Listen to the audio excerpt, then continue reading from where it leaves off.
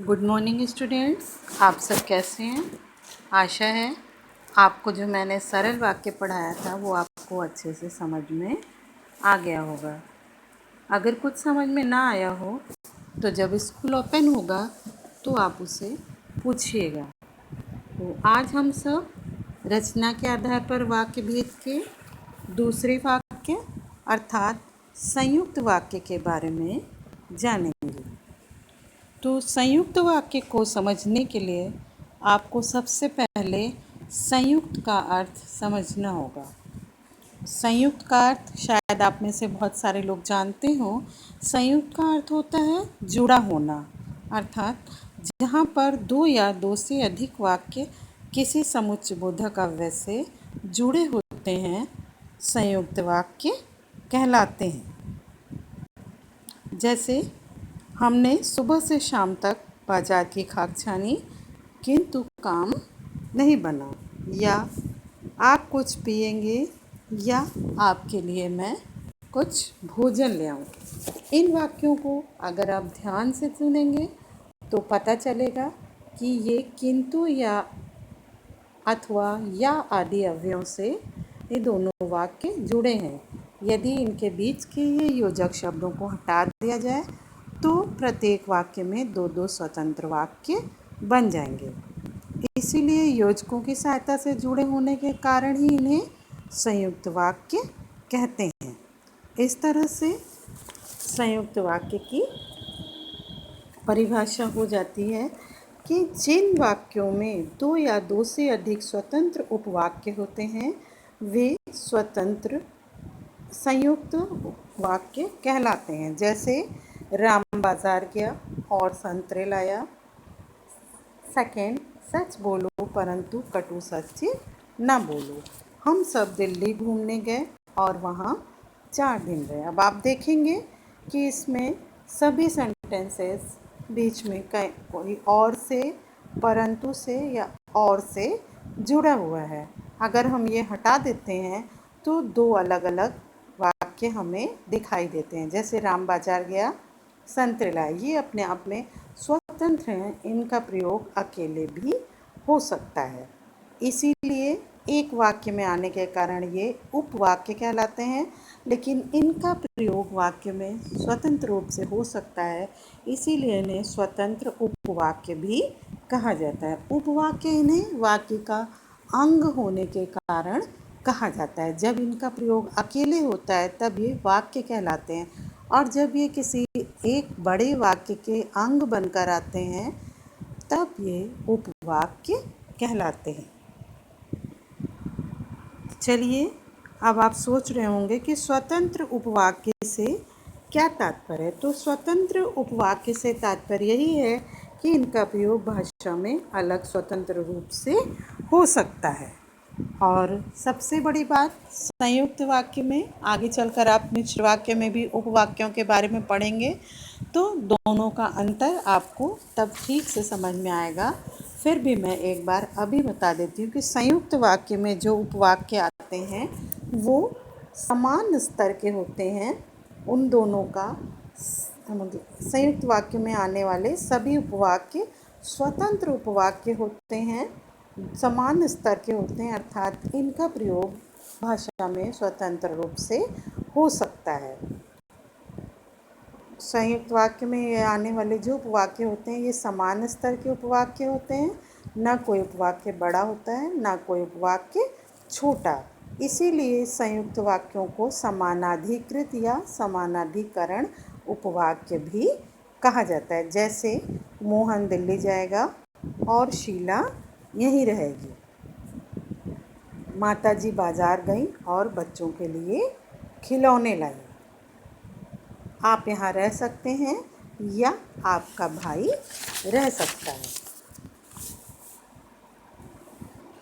तो इस तरह से हम देखते हैं कि अधिकतर संयुक्त वाक्य किसी न किसी समुच्चय बोधक अव्यय से जुड़े रहते हैं।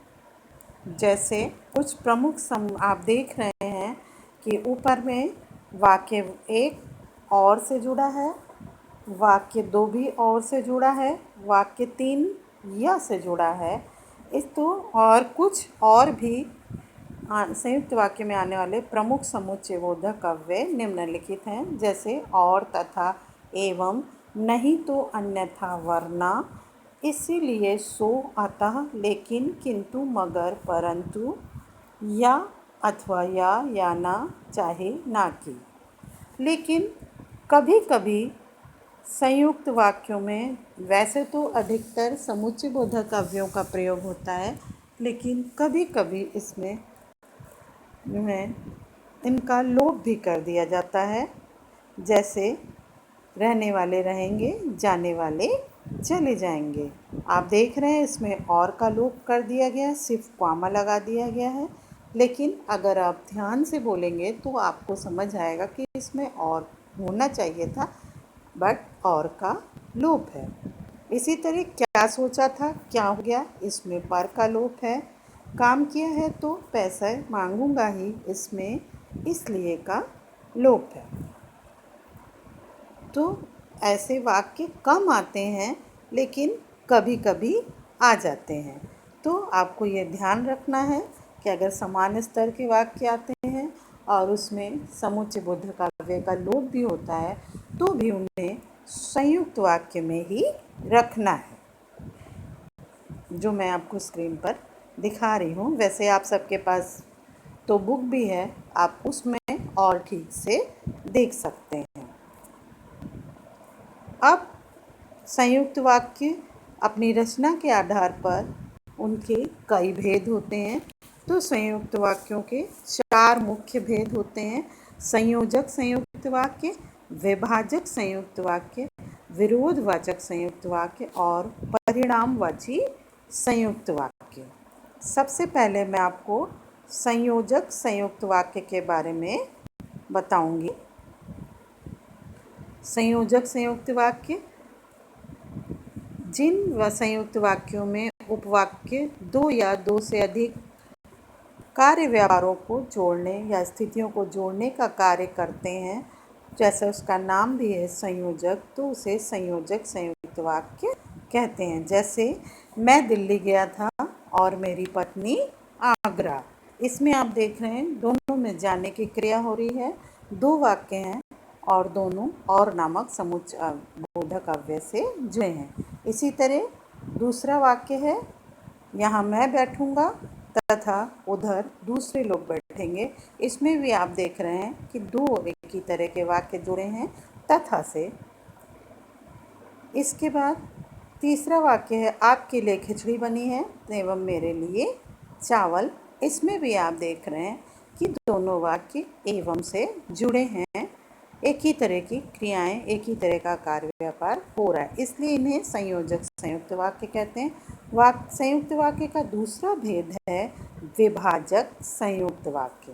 तो विभाजक संयुक्त वाक्य में जिन संयुक्त वाक्यों में अगर उपवाक्यों द्वारा 2 स्थितियों, 2 कार्य व्यापारों या उनके बीच में विकल्प दिखाया जाता है, जिसमें ये स्थिति बताई जाती है कि दोनों में से एक को चुना जाए, अर्थात एक को स्वीकार किया जाए और दूसरे को त्यागा जाए, वहाँ विभाजक संयुक्त वाक्य होता है। ज़्यादातर विभाजक संयुक्त वाक्य में या, ना की आदि समुच्चय बोधक अव्ययों का प्रयोग अथवा आदि का प्रयोग होता है। जैसे आप पहुंच जाएंगे, या मैं आपको फ़ोन करूं, या मैं ना तो आपको पहचानता हूं ना आपके पिताजी को, आप मेरे साथ रहेंगे कि मदन के साथ। अब आप इसमें देख रहे हैं कि ये विभाजक, इसमें बोलने वाला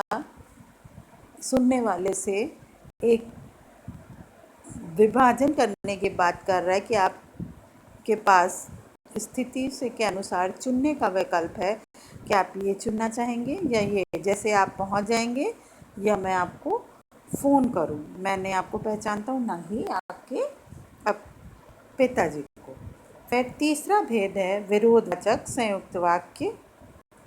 इसमें जब उपवाक्यों के बीच में आपस में विरोध या विरोधाभास का दिखाई देता है, तो ऐसे संयुक्त वाक्य विरोधवाची संयुक्त वाक्य कहलाते हैं।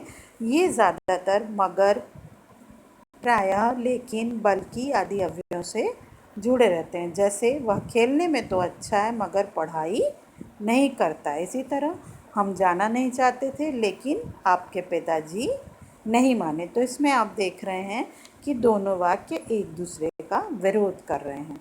फिर चौथा भेद है परिणामवाची संयुक्त वाक्य। जब एक उपवाक्य से कार्य या दूसरे से उसके परिणाम का बोध होता है तो परिणामवाची संयुक्त वाक्य कहलाते हैं। ये ज़्यादातर इसलिए अतः सु आदि समुच्चय बोधक अवयव से जुड़े होते हैं। जैसे आज बाजार बंद है इसलिए कुछ नहीं मिलेगा।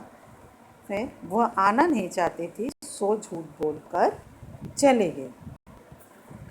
या वह बहुत बीमार थे अतः चुप ही बैठा रहा। ओके स्टूडेंट्स, हमारी आज की क्लास समाप्त होती है।